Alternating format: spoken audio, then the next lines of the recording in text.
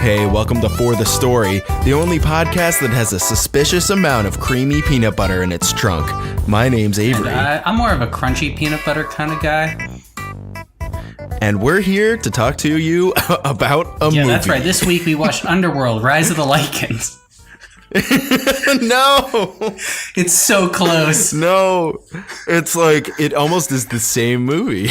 Even down to the woman with sharp teeth. Yeah, actually kind of amazing. That was Kate Beckinsale's sister.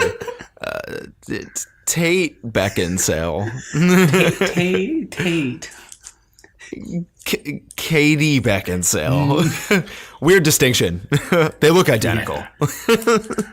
Yeah. No, we actually watched something totally different. We watched this week The Island of Dr. Moreau, the 1996 film starring Marlon Brando and Val Kilmer. It's basically forgotten to time. Yeah. Except we're reviving it just for you guys. We sure are. Yeah. Giving it the much needed resuscitation it needs. Luckily, we gave money to this movie to make up for its dismal fucking money that it made. We couldn't give it a lot, but we did. I don't know. We didn't give it any money. I'm glad, because it would have been a bad investment. It's like $3 to stream it. Yeah. I didn't pay to stream it. Did you? Actually, I rented it. I actually rented it later at a place called I Love Video here in Austin. It's like a DVD rental place. It's like one of the last vestiges of physical media. But I found it there, like, just by chance. Apparently, this director Frankenheimer is like a career, and I've never heard of anything else that he's done. But he's not like an unknown director, which is what I thought, like, going into this movie. It's actually Frankenheimer's monster. I hate to be that guy. Oh my god. Oh my god. Yeah, this movie could be called Frankenheimer's Monster. I think that's fair. Ash and I have two very differing opinions on this film, and I cannot wait to bring them to you guys. It's going to be great. Before we get into our expectations, I know I personally have seen a lot of movies this week, and I'm pretty excited to talk to you guys about most of them. I would like to hear, Ash, did you watch any movies? I didn't watch a movie. I watched a season of a television program. Have you ever seen the animated feature, or the animated TV show One Punch Man? Oh, you know what? I have heard of that. It's great. I mean, I've watched it before. Decided to revisit it because I'm like, I need a bald hero. That's perfect. And also, your friend DJ told me I looked like him, and I didn't know how to take it. Oh, that's awesome! I forgot about that. Wow! Shout out to DJ. I keep talking about getting him on the show because he's a funny dude. He's a funny guy. It just never coalesces. Yeah. He's a slippery dude. It's hard to nail him down for stuff. Do you know what I mean? Do you have friends like that? Yeah, but great guy. I mean, slippery. I mean, for me, that friend works at the Vaseline factory in town, so I get it. But yeah, One Punch Man's really fun. He's literally slippery. Yeah, that's good. Have you? That's been recommended to me before, for sure. Like, there's no dub, but it's just very much like a play on if you grew up with like Dragon Ball Z. It's just kind of like turning that motif on its head. It's really fun. That's Haley awesome. tried to get me to watch Travelers, and within the first minute there's like rape and heroin usage, and I'm like, and we're done. And I'm not watching this. Yikes. Yeah, that's not a cool way to start a movie or a show. And I'd like to thank the audience for getting the new 40 Guacamole album. A 10 out of 10. At one point I say, I call her Gelato Booty because she got gelato booty. And it makes me hate myself. And the other famous line, I postmate my hand grenades like my name is Ralph Nader. Love it. You're a lyrical genius. A lot of people have been telling me that. Yeah, fantastic. Haley's the only one who tells me that. We'll be taught. So okay. I watched a couple movies too. And by a couple, I mean, like, I saw a lot of movies this week. I've been kind of like in my cave of isolation. I've been playing video games and watching movies all weekend. It's excellent. I don't know if you've ever tried it, but do nothing for an entire weekend to like set your head back straight. It's gonna do good for you. I've been working out, playing video games, and watching movies. It's been pretty much my weekend without the video game part. Yeah. Cool. Hell yeah. And I watched 3 that come to mind. Like I said, I went to I Love Video. I rented a couple DVDs. I picked up the first one. I picked up a physical copy of The Island of Dr. Moreau, first of all. And I watched it on DVD in a DVD player as a 1996 film is intended to be watched. They didn't have the Blu-ray. And yeah, they didn't have Blu-ray Black. I don't even know if DVD existed actually in 1996. I think it was like a 99 thing. Regardless. I also picked up Hard Target, which has Jean-Claude Van Damme, who I frequently confuse with Val Kilmer. So that was my joke. God damn it. Yeah, Hard Target. It's like this 80s action movie that is almost like so close to being a spoof of itself that it was super dumb. It was like I was expecting. Have you ever seen Hot Shots or Hot Shots Part 2 or Part 2? Is that the same thing as Hot Rod? Because I haven't seen that either. It's actually a Charlie Sheen like spoof action film. It's kind of like it's got the same kind of humor as like The Naked Gun. Have you ever seen that? Yes. It's a Leslie Nielsen film. Yeah. It's the same kind of humor. Like things just get progressively more and more ridiculous. And as I was watching this movie Hard Target, I kept expecting like things to happen that would be in something like Hot Shots. So yeah, kept thinking of jokes like that. And it was so ridiculous and over the top. Totally watch it. It's a fucking laugh. It's hilarious. Jean-Claude Van Damme has ramen noodles as hair. Oh, so he goes full incredible. Nickelback? No, it's not like blonde, but it's like dark ramen noodles. So ramen noodles after you put a lot of soy sauce, obnoxious amount of soy sauce. Yeah. Like you're like, oh God, this needs more salt just to drown your like sorrows. I don't know. Yeah. So that movie's ridiculous. Go ahead and watch it. Another one I watched, I'm trying to hunt down these DVDs because I think they're interesting to me. Back in 2006, and I remember this happened. I was in like middle school at the time, but there was this film festival called like After Dark Film Festival, like 8 films to die for, something. And it's supposed to be these really super scary movies that are all independently made and were too scary to air in theaters, or to be brought like put on in theaters. And the problem is that it's not that they're so scary that they can't be put in theaters. It's that they're so bad that they're just not really viable, worth going to the theater to see. But I've been tracking some of them down. I watched this one called Unrest yesterday by a director. I think his name was like John Woo or something like that. I did not recognize the director.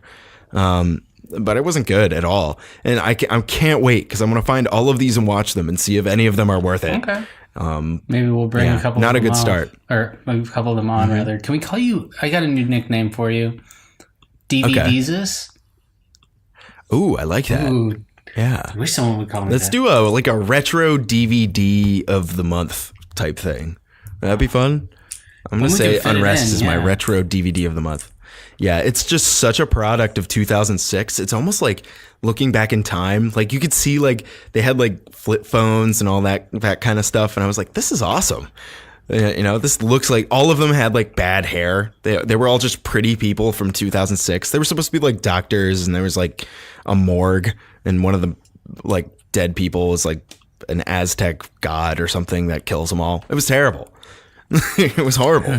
Another Tuesday at work, am I right? Yeah, right. There's one more, and I know I have a lot, but I've just watched a lot of movies that are in my like catalog of things to talk about. But the last one that I watched is actually on Netflix right now. It's called, what the fuck was it called? Await Further Instructions, it's called. And it's about the toxic patriarchy. It's got a really interesting message that I think you would like it a lot, actually, yeah. Ash. That's pretty good. it's a British film about these people who, this guy and his girlfriend go over to his parents' house. But the next morning they wake up and their house is completely trapped in this like hard plastic exterior, and they think it's the government quarantining them because of some virus that has escaped. Ooh, so it's like super psychological. Yeah, it's really cool. I think you would actually like it a lot. There was some stuff that was like not so good about it, but most of it, for the most part, like it wasn't really a scary movie. It was kind of just a sci-fi psychological thriller type deal. But basically they're stuck in this house and they turn on the TV, and the TV just broadcasts instructions for these people that get gradually more and more heinous. Like they start interrogating each other, and all sorts of really awful things happen. So I think you would like it a lot. I just found a bunch of really bad movies I'm looking forward to seeing. The Witch Files, The Butterfly Effect 2. Ooh. Butterfly Effect 2? It's on Netflix, baby. Oh my God, we should watch that. God, we should. We should watch it together and do like a little bonus mini-sode. Not this month. We already have a lot going on.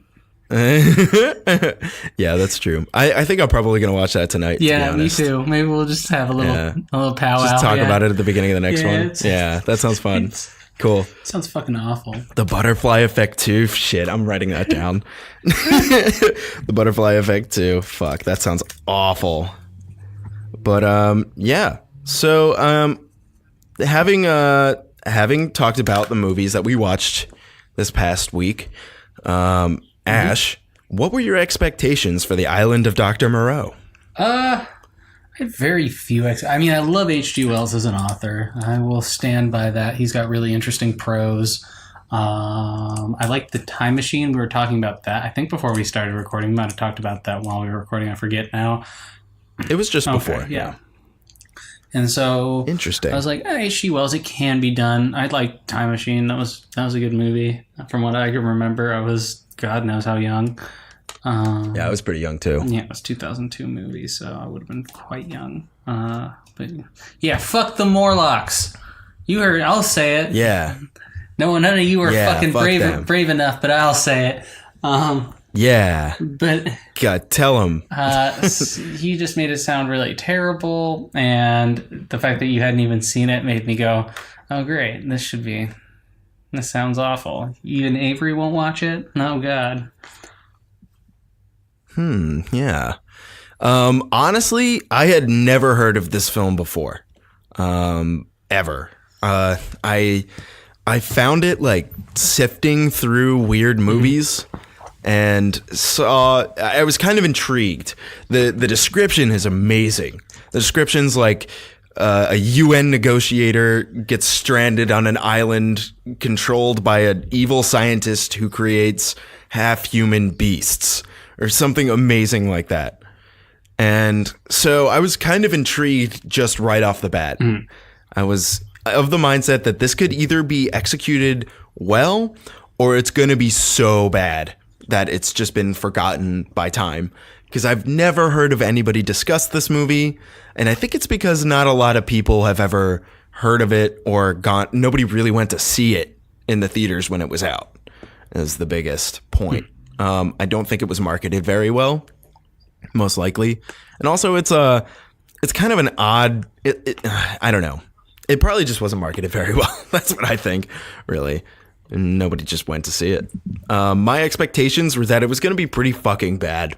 I think that there were some parts that were really stupid, which we'll get into, but I wasn't totally wrong, in my opinion. But we will see. Yeah, so should we start with some pros? Hell yeah. This movie actually looked really good, I think. I think it looked really good. Okay. I thought the cinematography was way above what I was expecting. Just really incredible production, from the soundtrack, which I enjoyed thoroughly, to just like the subtle things. Like at one point, the character of Aisa, like her teeth started growing, and I kind of started going, was she like that the whole fucking time? And then, got kind of brought full circle, and they just did really nice subtle things. Really just all-star cast. In this prequel to Harry Potter 3. Yes, that's right. Professor Lupin is in this movie. His name is George Thulis. Ash and I have hypothesized that this is where he... Yeah, whatever. David, whatever. White Same guy, name. white guy named number 4. Yeah, right. We've hypothesized that this is where David Thewlis contracted the lycanthropy, carrying him all the way up through into Harry Potter, the Prisoner of Azkaban. Yeah. God damn it. So, but yeah, like Ron Perlman's in it, which was crazy. He's awesome. He's great. Ron Perlman is one of my... And what I think is cool about Ron Perlman is that in every movie he's in, it seems like he's just typecast as like some bestial character who gets pounds and pounds of makeup. Mm-hmm. And it makes me wonder if it's like because of how he looks or if he's just one of those actors that's just willing to do it. Apparently... Because he was also wearing contacts that actually made him like not able to see during production. Whoa. Oh. That's actually kind of cool. Yeah. Because he had like these cloudy ones. I wish more actors would do stuff like that. Because every time an actor tries to play someone who's blind, it doesn't come off as convincing. Well, I mean, when our Lord and Savior Ben Affleck did it, he had cloudy. Yeah. I didn't believe he didn't. Oh God, that movie's so dumb. It won awards, Avery. Yeah. Awards for being bad. I don't care. Awards. I don't care. Oh, we didn't talk Oscars. Awards. What's that? We didn't talk Oscars at all. Oh, you know what? You're right. How about before we really formally get into our pros, we discuss that? Okay. I think Into the Spider-Verse did win Best Animated Film, right? There was like no question that was going to happen. Yeah. What else was it up against? It was up against some stuff that I like didn't see or didn't really care about. Wreck-It Ralph 2, Incredibles 2. Both of those looked pretty good, but Into the Spider-Verse was just so unique and just like almost, it was just so much better than either of those movies. It really pushed the limits of what we thought about like how you do like animation with CGI. It was pretty crazy. Yeah, because they could have just done a boring 3D animated movie, but they really made this movie stand out and look unique. I think it totally deserves it. Yeah, and then what else was there? There was like Isle of Dogs was up there. I haven't seen that one. I'm not interested in seeing that movie. I mean, the animation style looks cool. I like Wes Anderson. I don't really like his animated films. The Grinch. I much prefer his live act. The Grinch? Yeah, the Grinch was what? For the animated film. Oh, I've never even heard of that. What is that? The Grinch Who Stole Christmas. Oh, that's right. The Grinch, man. I literally just Googled the Grinch. I was like, what the fuck is that? I've never even heard of that. Yeah, dog. That's the name of one of the songs on the album. The Grinch Who Stole Christmas. Because I'm not going to say I have a gang affiliation. This is all a joke, Your Honor. We do not have that much creamy peanut butter. Next time I'm in Compton, I don't need this shit. Oh my God. So yeah, there is, you're right. The cast for this movie is pretty awesome. Val Kilmer, Marlon Brando, who portrays Barry Manilow. Yes. Barry Manilow is in this. Yep. Marlon Brando, Lando Calrissian. Yeah. Mulan, us all-star cast. I don't know why you keep, when you do this joke, bringing Mulan into it. Is it because of the musical numbers? Because it kind of sounds like Marlon and Manilow. Yes, because of the music numbers. Yeah, of course. Because of Val Kilmer's music video that's in this film. Hey, man. He didn't make me want to Val kill myself that much. He was actually pretty cool. Yeah. I remember you made that joke on the last episode. I honestly, I thought you were going to hate this movie. No, I actually really liked it. That's like very surprising to me. Why? It's hard to do it with our format because I'm kind of confused about what you didn't like about it. Well, we haven't gotten there quite yet. I have some issues mostly with the pacing that kind of bugged me. And there's a point in this movie where like it starts out pretty strong. I'm like hooked in right off the beginning. I think the introduction to this film is actually really great. With like just the three guys on the life raft, you don't see any reason why they're there, but there's like the like narration over top. But I think that there's some really bizarre stuff in like some attempts at humor. I think some of like the makeup is, I don't want to get into my cons just yet. I do have my reasons, but I want to save them for later because there is stuff that I do like about this movie. Just, I don't know. I guess I think mostly overall, the concept of the movie I find just kind of silly. I mean, as well. I don't know. I felt that they really captured like classic science fiction questions about the hubris of man and science. What does it mean to be a human? Like that kind of stuff. And like also the idea of I can agree with you like there. Autocratic rule of law. If it is it truly like good if enforced with pain, which was like a big theme in the movie, and then what happens when that transfer of law goes to a much more violent regime, like kind of an interesting like idea around like ultra violent authoritarian regimes, even predating most of the modern ones, because this H.G. Wells book came out in like the 1800s, late 1800s, so it's like that's kind of like tales as old as time. Yeah. You know what? That is a really good point. It does focus on those questions. Yeah, I think a stronger point. There's a point where some of the characters find that one of these half-human beasts, which are not supposed to be violent at all, Dr. Moreau is trying to breed the perfect race of humans by mixing animal and human DNA. And none of them are supposed to kill a living thing for any reason. But it's found out that one of these half-human, half-animal creatures murders a rabbit at one point. Yeah, and it's because he saw Val Kilmer kill a rabbit because they were going to cook it up. And one of Dr. Moreau's closer servants, who's like a half-human, half-man guy who wears... Half-human, half-man. You heard it here, folks. Half human, half animal. Let's just call them manimals. Okay. How about that? Is it the dreadlock guy? Yeah, it's the dreadlock guy. You wouldn't believe it based on his teeth, but that guy was in freaking Aquaman. He was Boba Fett, baby. Wait, really? Tamara Morrison. Oh my god, that's amazing. Great teeth. Why'd they put prosthetics over his teeth? That's so unfortunate. They should have just kept his gleaming white, amazing teeth. Great if it was just that character, but with just very white teeth. Yeah, yeah, quite fancy. Anyway, one of his top manimal murders or kills the animal who murdered the rabbit in front of all these people, like totally subverting the entire idea. And which I think is interesting.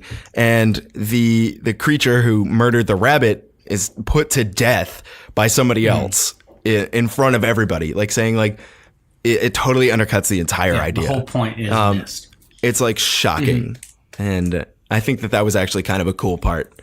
And it's clear that these creatures do enjoy violence. Oh yeah.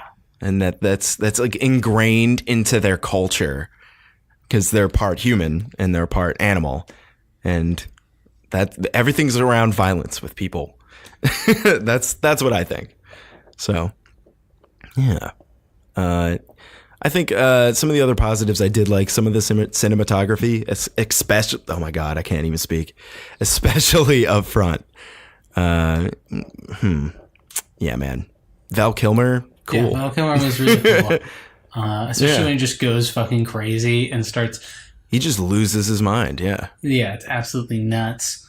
The guy who played like hyena swine guy, Ooh, I didn't like him. You didn't like him? He died like from a brain hemorrhage the next year. Whoa, really? Oh my god, what was that actor's name? Daniel Rigney. Daniel Rigney. And so this movie came out and then he died. This movie killed him. Yeah. Maybe he got a brain hemorrhage from all of the spray paint they used. They really made him cut into his body and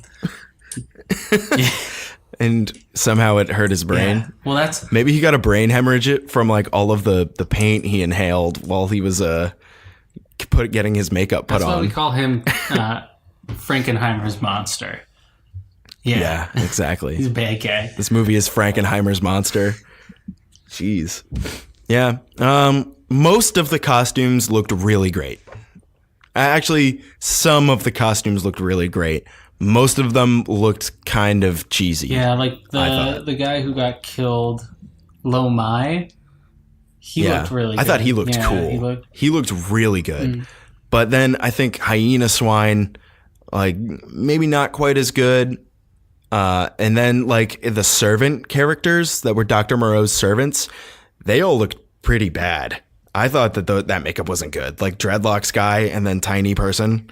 There was a very little man who I think is actually, he's just that little. Yeah, it's Nelson de la Rosa. It's like a type of dwarfism, I believe, that he has. How do you spell that? I got him pulled up. One sec. He's in Rat Man. I want to see what else he's been in. He's only been in 3 things. He was the smallest man on Earth, Guinness Book of World Records. Wow. Smallest man on Earth. Chandra Bahadur Danji. Nope. That might not be him anymore. Yeah, might not. That might be the current smallest man on Earth. He was 2 foot 4 1/4.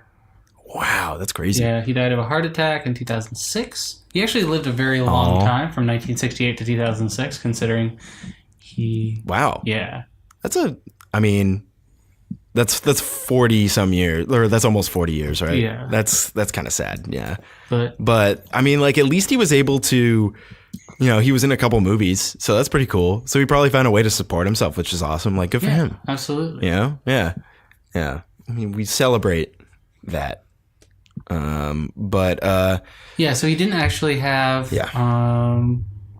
so he had primordial dwarfism type 2, microcephalic osteodysplastic primordial dwarfism. Primordial dwarfism, that's interesting. Wow. How interesting. And a very interesting looking guy. He looks like, what was that one TV show where there was a small gentleman who came to the island, or who greeted people who come onto the island? I'm forgetting. It was like an old show. That's kind of what... It was the Island of Dr. Moreau, the series. God, I would hate that. It's like Gilligan's Island of Dr. Moreau. Every episode they get off the island, but not really. God. Yeah. So definitely an all-star cast. Some makeup that looked really good, but that character that looked really good like died so quickly. I thought the Sarah of the Law looked really good. Which one was that? Ron Perlman. That one looked good. Yeah, he looked pretty cool.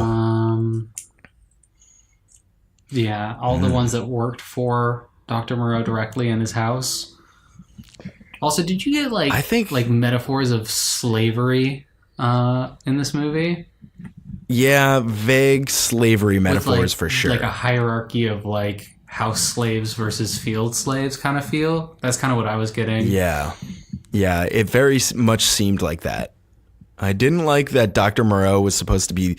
He claimed that he loved all these individuals because he created them and he's their father. But like when it came down to it, he just like set himself up as a god figure, which was like really disturbing. Like he was clearly like a megalomaniac. You know what I mean? Did you hear what was the first thing that he invented? It was Velcro. How do you make that Is that even jump? Yeah. That's such an odd... I wonder if that's just supposed to be a joke. You think... Because Velcro hasn't been around that long, so that's probably something they put in the script. I don't think that was in the original book. You know? Unless H.G. Wells is much smarter than we ever imagined. Yeah, right? He predicted Velcro. I want that on my fucking resume. Fuck job experience. Invented Velcro. No, predicted Velcro. Velcro predictor. I predict inventions, but I don't invent them. I just predict them. Shit. If you did something crazy like invent Velcro and it just became a worldwide phenomenon like it is, do you think like that would actually hold up on a resume? Or do you think people will be like, well, you invented Velcro, but I mean like... What have you done for me recently? So, yeah, exactly. Like you invented Velcro 8 years ago. Oh man. Real bummer. Yeah, real bummer. Yeah, so the makeup was like kind of, some of it looked really good, some of it didn't. I'm trying to think of other positives. I'm kind of struggling. I think the island location that they picked was really like aesthetically pleasing. I thought it definitely looked good in that respect. Filmed? It looked like it was in East Asia. No, it's Australia. Maybe Australia. That's pretty cool. Queensland. Yeah, but it just they probably got tax breaks for filming there. Yeah, I mean, and that one actor who had a brain hemorrhage was also Australian. Oh, cool. Kind of a weird, like, I don't know how they managed to get, because it felt like fucking Vietnam, like just without the rain and everything, just the dense jungles. Like I don't know. I liked how the buildings like appeared, and how like the set was actually like constructed to, like, it looked like facilities that actually had been there for like 15 years. They were all starting to get run down, but Dr. Moreau's house is all like well kept, and he has like a piano in this beautiful like room all set up because he takes care of himself. And then the manimals are living in these, they were like downed airplanes in this like facility in the jungle. I thought that was kind of cool. An interesting point that they had to just scrounge for things to build settlements. What were they eating? That was one thing that kind of confused me. Oh, you know what? I don't think they ever said. Did they? Were they feeding them? Or because they weren't allowed to eat the wildlife. Which I never saw any other wildlife. It seemed like it was all their own. Because I think they were the wildlife. Yeah. And they're not there anymore. That's interesting. Wow. Yeah. But like, what did they feed them? They make a very like, they say right at the beginning of the movie that it's all vegetarian on the island, but I don't know how they never really get into that, because if they're living out like subsistence out in like the field, maybe they farmed. There weren't any farms though either, so I don't know. They never really touch on that. That's interesting, but yeah. What else was good about this movie? I don't know. It just was like a solid movie, in my opinion. It was just, I mean, like the pacing was what you expected. It wasn't like crazy. Yeah, I guess that's true. I don't know. The beginning of the movie was very well laid out, I think. Absolutely. And also, once they started filming at night, it started looking real shit. Yeah, kind of. There are a couple spots in particular that looked pretty bad. But I guess I did like the pacing of the beginning of the movie a lot. I did like how the creatures are kind of set up in a way that you're going through David Thewlis's eyes, and you're not really seeing any of these half-human creatures until they're all fully revealed after David Thewlis gets locked in the one like guest room, I think Val Kilmer calls it.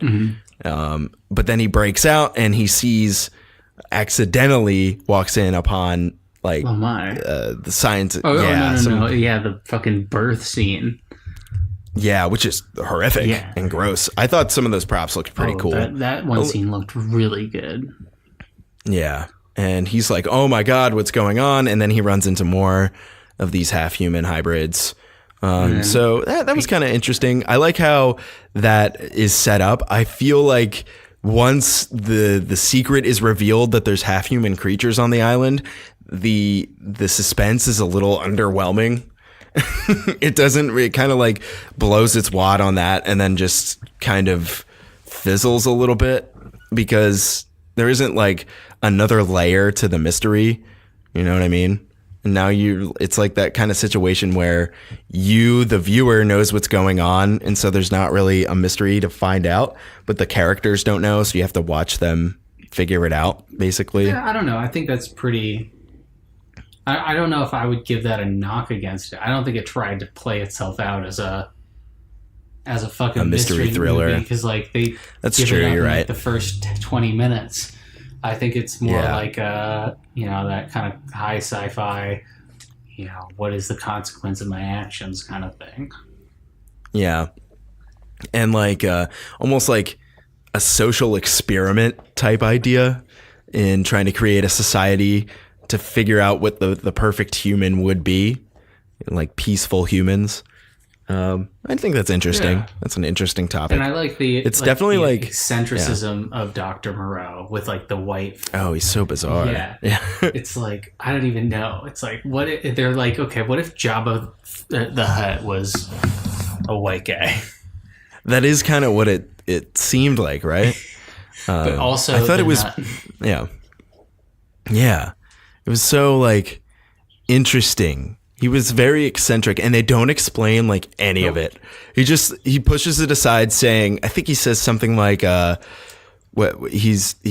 claims he has an allergy to the sun, so he has to wear like really heavy sunblock and like these all covering clothes. Yeah, I mean, me too, bro. Very strange. Yeah, right. Very strange. It doesn't really need to be explained though. It's just clear that he's a very eccentric individual. Yeah, Marlon Brando's old. Well, in this. Yeah. Almost dead. Very old. No, not quite. He's still another like 10 years. 8 years. Yeah, 8-ish years. He died in 2004, 2006, right? So somewhere around 8 to 10 years. So, yeah, I don't know. Yeah. Martini Brandy himself. Exactly. I know. It's Barry Manilow. Bartholomew. Bartholomew. Oh my God, I can't even say it. Bartholomew. God, that sounds Let's like... watch Balto. That's the one about the wolf, right? Yeah. Okay, sure, let's watch it. Sled Dog. Yeah. The movie's sad, too. Yeah. This movie made me cry. This movie did not make me cry. I got zero emotional response from this movie. Not even when Aisa died? Not really. You didn't buy that whole romance? Is it because she was really belly dancing and tried to cover her breasts when he saw her, even though she was wearing a top? Maybe. I think that actress wasn't very good. Oh, I liked her. She's okay, I guess. I don't know. I want to talk about some cons because this movie takes a twist. Con! Yeah, exactly. Going into our cons section. We need that sound paper when we go into cons. We should. Yeah, I'll see if I can find it. I wonder if that's like copyrighted. Do you think I could like use that? I mean, it's less than 7 seconds. When does that ever stop me? Now that I'm thinking about it. Whatever. All right, here's the audio of the film. Yeah, right. I thought that this movie started really strong. I feel like some of its steam is lost after the half-human creatures are revealed. Mm-hmm. And I feel like additionally more of the steam is lost after the beasts rip out the implants and murder Dr. Moreau. I think that after that happens, there's like this really dumb scene where they're like cremating him and they're all like crying around his remains. And I was like, this is starting to get stupid. And then it really just kind of like devolves into anarchy, which is kind of like some of it was all right. But like for the most part, I can't even describe what it was that I didn't like at this point. I mean, very specifically. I don't know. Because like for me, when I finished the whole thing, I'm like, okay, so this is the story of like social uprising by less than savory people on behalf of vengeance. It's not about like it's really not about any of the human characters. And I think that I get how for some people like that is a difficult bridge to gap, but it's about like, I don't know if it was difficult. It was just, I guess I just got bored. I think that's what it was. I mean, the action by the time I like great. got to the second half of this movie, I thought the action was boring. I thought that the sound bite, like the voice that they put over Hyena Swine, where they just put like an animal sound behind his voice, sounded really corny and hard to listen to. And I realized like it was just a whole bunch of people jumping around in monkey suits, and it didn't get me. Are you not a Planet of the Apes original guy? Absolutely not. Oh, boo! Sorry. Absolutely, boo. Sorry. Original Planet of the Apes is fucking fire. I find that when people dress up in overly elaborate monkey costumes, it inhibits their ability it really cuts down on the realism, and it really like there's a problem where their mouths don't move properly because they're wearing so much makeup and so many prosthetics, and it totally takes me out of the movie. And there was just a hyper abundance of this, especially after all of the creatures are revealed, and especially in that second half of the movie. And I think they chose a character in Hyena Swine that did not, that the makeup wasn't as good as it could have been. And I think the performance just suffered because of it. And I found it to be kind of boring after a certain point. I thought the beginning of the movie had a great hook, and it loses its steam, and that second half of the movie is just kind of silly. Yeah, I mean, I just fully disagree. And also, I didn't like the intro outro, because I think that there's nothing more heinous in a film than like voiceover intro outro. Oh, the outro was really lame. I thought the voiceover intro was okay. I don't like it. I think it's over. Yeah. I think like it can work pretty well. I don't think this is a great example of it working really well, but I don't think it really took anything away from it. I did like that they started the movie in like just basically after the plane had crashed. They didn't have to show you the plane crashing or anything like that. Nor did they have the cash.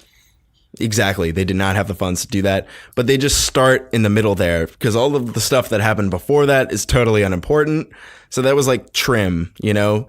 And so it had him just describing things right at the beginning. And that fight scene's kind of cool.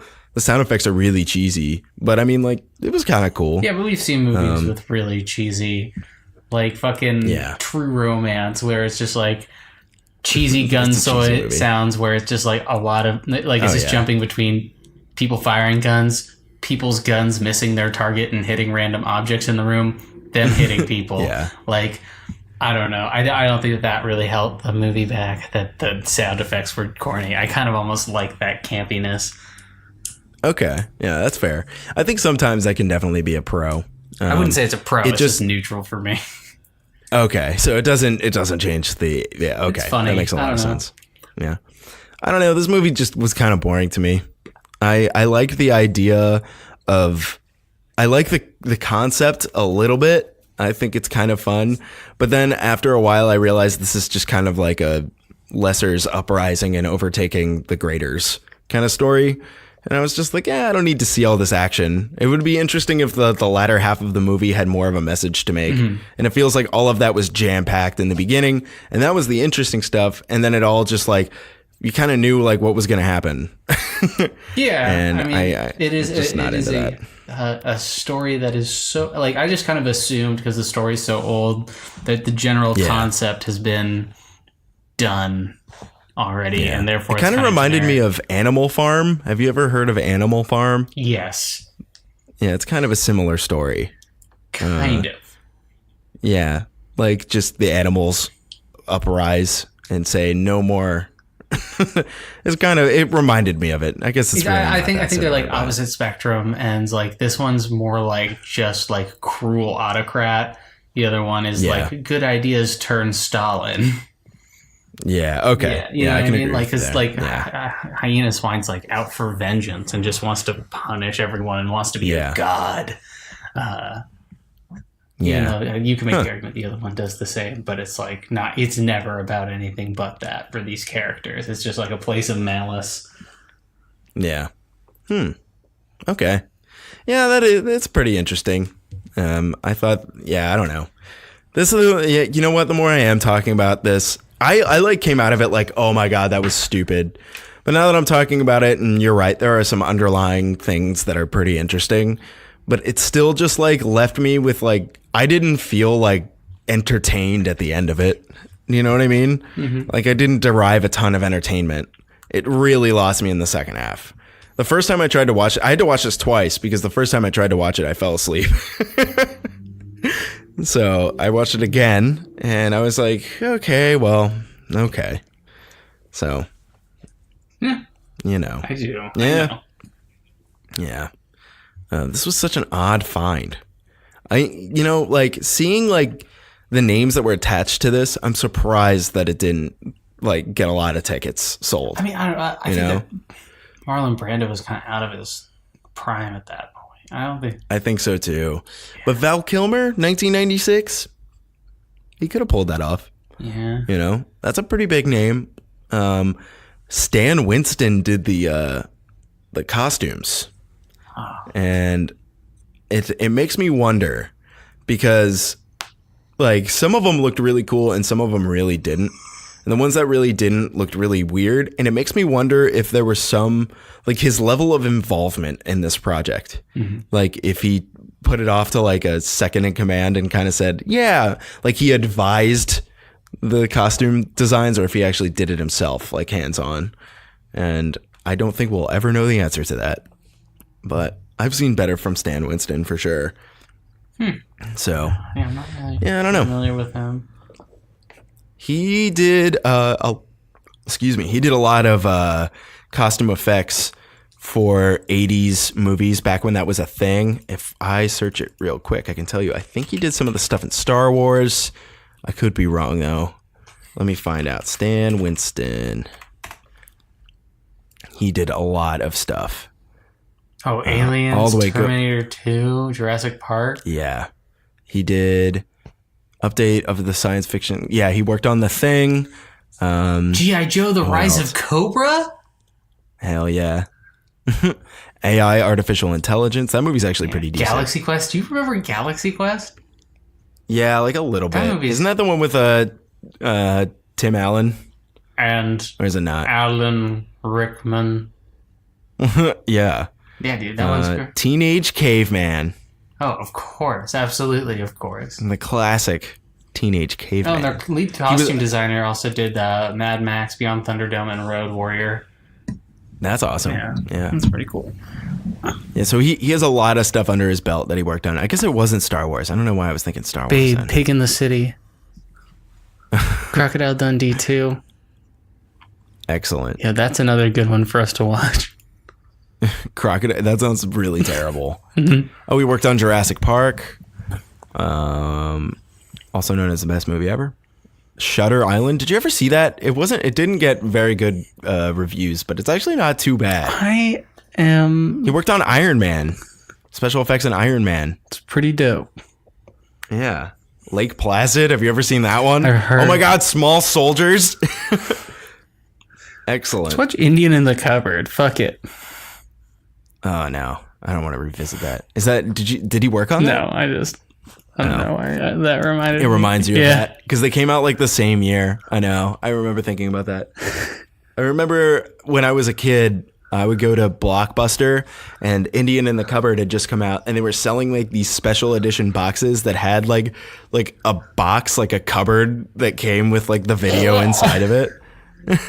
Oh, yo, he did Big Fish. You ever seen Big Fish? I have. That has what's his name? Ewan McGregor's in that. Yeah, dude, that's a crime. Right? That's a cry me a daddy problem movie. Really? Oh, for sure. Yeah, I've only ever seen it at the bar that I work at where they play the weird movies. Because sometimes they'll play that one, or at least I know it's on the hard drive, and I've seen it like once or twice. But have you like seen it? I haven't like seen it. I sat down and watched it. It's a really good movie. That's one of my favorite movies. Oh, cool. Yeah. Maybe we'll talk about that. It's like one of the really good Tim Burton movies where you're like, oh, he's like a legit director. Oh, hell yeah. That's excellent. One that reminds you of that fact. So he has 6 director credits. Ghosts. I don't even know what that is. He directed a Guns N' Roses music video. Oh, absolutely. Shoot me. Which one? You Could Be Mine. One of my least favorite songs by Guns N' Roses. I'm really over Guns N' Roses. Yeah, me too. And I know people don't like to hear that, but man, have they been overplayed for like 30 years now. Yep. Like more like Asshole Rose. Yeah. Yeah, exactly. Well, Ash, we're coming to the end of this podcast. We clearly don't agree. No. I don't really have any specific ways to describe why I don't like this movie. I just didn't like it. I just didn't like it. That's fine. You don't have to have a reason for everything. Yeah, you're wrong. There's something like I've run into I've run into this situation before where I have an ineffable quality, or I recognize an ineffable quality about a movie that like just hits me in the right spot. This movie had an ineffable quality that turned me away. And I don't know exactly what it was, but there were just parts of this movie that I just could not get behind. And that's what I think. Jesus. Yep. All right. So should we get into our classic segment? Our classic segment, which, by the way, I don't know if you re-listened to our episode from last week, but I totally used 6 words in our 5-word segment. So let it be known that Avery can't count. Hey, listeners, if you still have your telegraphs handy, make sure to telegraph Avery explosives. I was just going to ask them to postmate me hand grenades. Like their name is Ralph Nader.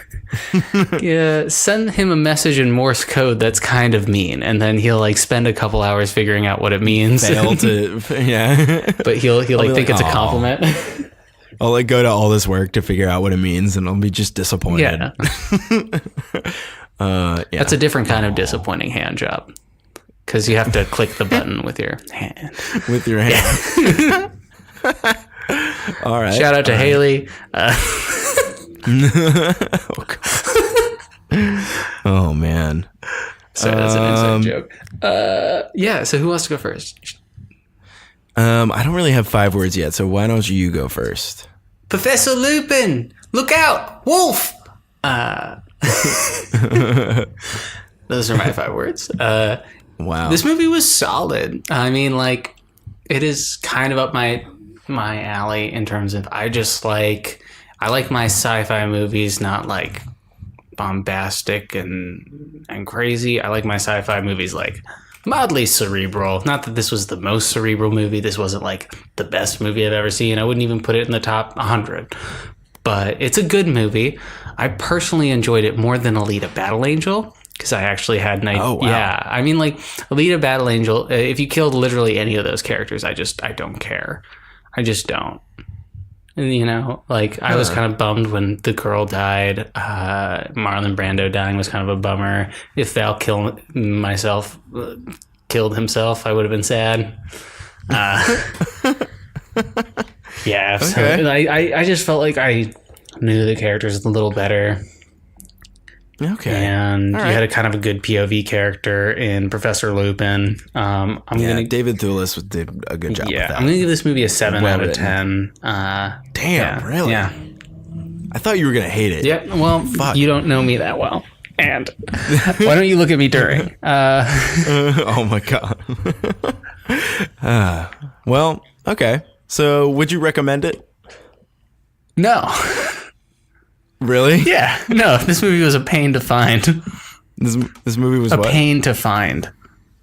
Oh, yeah, that's true. It really was a pain in the ass to find. I had to physically rent a DVD, basically. I found it on that one site after, like, I looked for, like, an hour trying to find this movie. I was summoning all my minions to try and help me, because I'm like, but I'm lazy. Your minions? What? Yeah. Yeah. What? Yeah, minions. I couldn't even pirate this movie, and I tried. Arr. I went on the Pirate Bay. There was one version that was like that had like 2 seaters, and I was like, I'm gonna give it a shot. And it was like, yeah, it was like this will be downloaded in 15 weeks. I was like, Jesus Christ, okay, never mind. I don't want it that bad. Yeah, for this movie, my 5 words are Marlon Brando makes hyphenated half-human beasts. Right? You like that? It is a description of the movie. Yes. Congrats. Exactly. And, this movie bored me throughout the second half. It started off really good.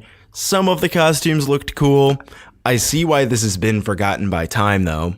And I'm going to give this movie like a 3 out of 10.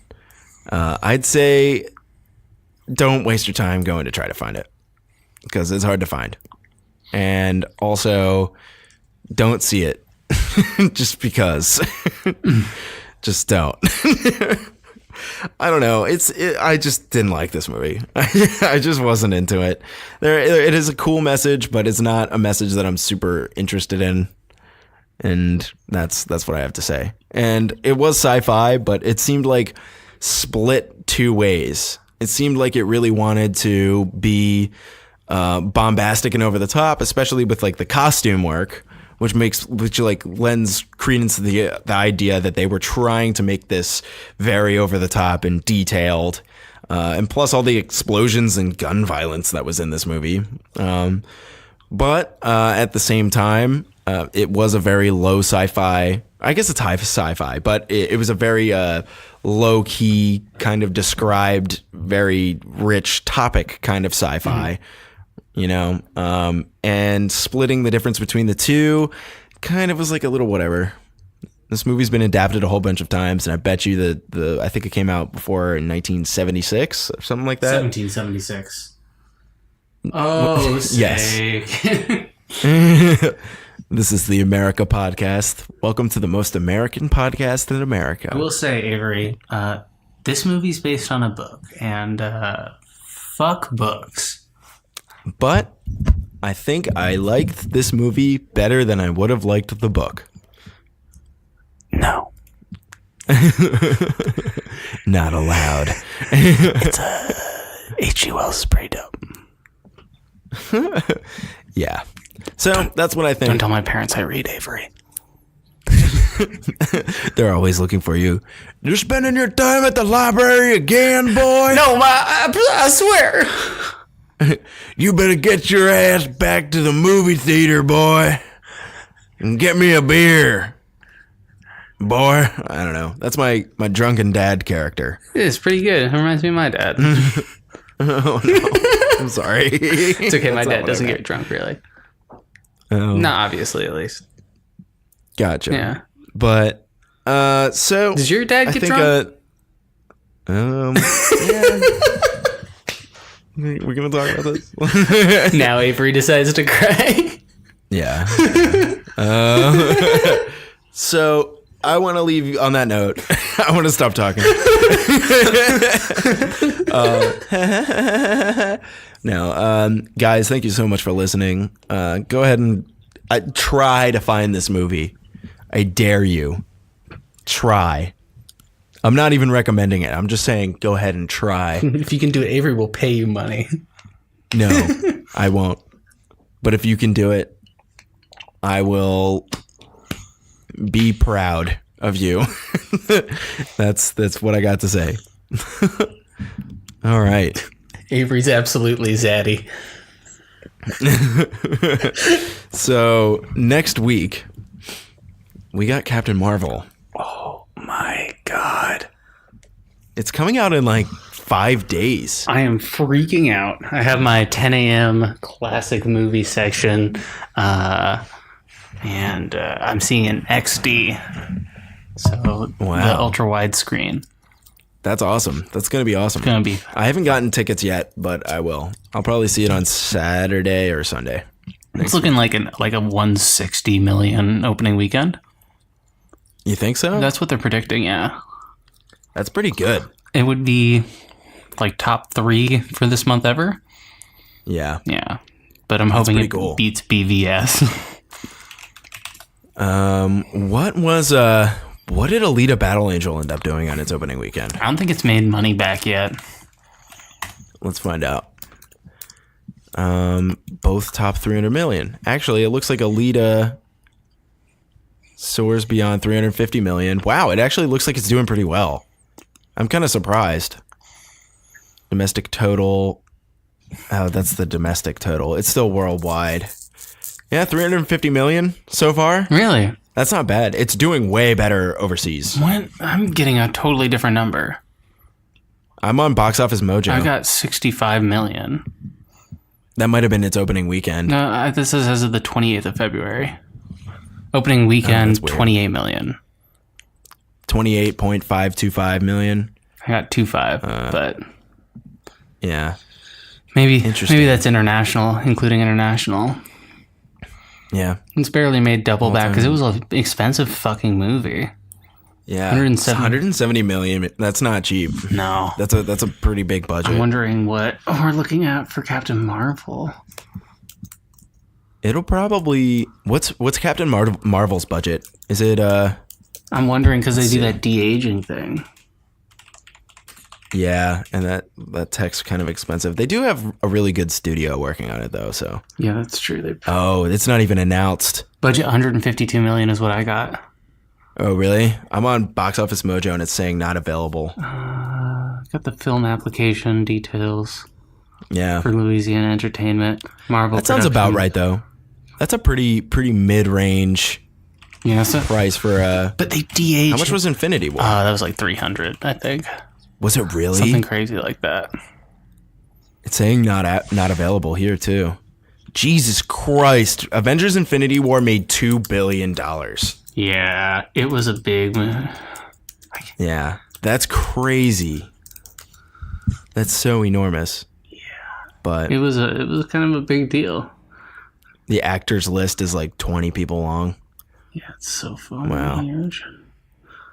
Yeah. Pretty cool. 321 million estimated. Wow. Yeah. That's huge. So Captain Marvel's a little bit scaled back. Less than half the budget, or about half the budget. Yeah. I guess like getting all of those actors together though, and all of the effects. Yeah, and I mean also all of the motion capture, the length, because I think Captain Marvel's coming in just over 2 hours. I think it's like that's 128. Good. That's a pretty concise length. Yeah, it's 2 hours 8 minutes is not bad. Yeah, that's pretty good. That's how it should be. Infinity War was 2 hours and 36. Mm-hmm. So not that much longer. I don't know. No, pretty cool. Yeah. Stoked. Very excited to see it. Yeah, I'm so excited too. This is going to be a fun month for us. And also, Us is coming out at the end of the weekend or at the end of the month. Speaking of, excited for that too. So that's gonna be a fun one. Yeah, hell yeah! All right. Well, that's what you guys have to look forward to for the rest of the month. We're also watching The End of the Fucking World. Yeah, and that's not a TV show. That's just I'm predicting it happens the third week of this month. Yeah. And so I think it's gonna be pretty cool. Oh, yeah. We got a good month lined up for us. Starting it off with a weird one. I think that's good. Wacky. Yeah, it's totally wacky and weirdo. But guys, thank you so much for listening. We'll catch up with you guys again next week. And we love you so much. And by the way, thanks for giving us our 2 best months of all time, January and February. Thank you. Pretty fucking awesome to see that. That's really exciting. So we're going to keep it coming for you. We enjoy doing this. So yeah, tell a friend. Seriously. If you have any questions or if you ever want to be on the show, send us an email at forthestorypodcast@gmail.com. I read all of our emails. I can totally we could figure something out. And especially if you're someone cool or you just wanted to hang out with us. Yeah, I'll probably hate you. Don't worry about it. Yeah, probably. Yeah, we're totally going to put you in the hot seat and grill you. Yeah. But, yeah, literally. Yeah. Char grilled. You're going to be delicious. Welcome to the Cannibal Cast. Yeah. 2 cannibals. Anyway, no, we're not going to do that. But yeah, send us an email if you have any questions. Leave us a review on iTunes. That really helps us because the more reviews we have and the higher rated we are, the higher we come up on the list in iTunes. Yep. So yeah, which is really cool. Important. Yeah, totally. We're also on Spotify now. Mm-hmm. We were really hard to find for a little bit, but I think now that it's starting to get some traffic, it's a little bit easier to find. Yeah. So if you guys want to do that, that'd be really cool for us too. Where else are we? I think we're still on shit. What was that one? It's not Shudder. Spreaker? I can't remember. We're on other podcast hosting places. Yeah. Yeah, for sure. So we're everywhere. We're also on YouTube. We have a YouTube channel. No one's seen them, but they exist. Yeah. I mean, a couple of them have a couple views, but not really a lot. They don't show up. But yeah, so you can also get it there. If you're one of those people who likes to listen to podcasts on YouTube, I understand that totally. I don't. You're a freak. Yeah. I think if I was at my computer, I could understand it. And some people have that YouTube subscription thing where you can turn your screen off while the video is playing. So you could just listen to it, which I get. But yeah, so we do that. We don't have any videos up there. Maybe we could work on something in the future. Yeah. But yeah. So, all right, guys, thank you so much for listening. We love you all. And goodbye. Professor Lupin, no!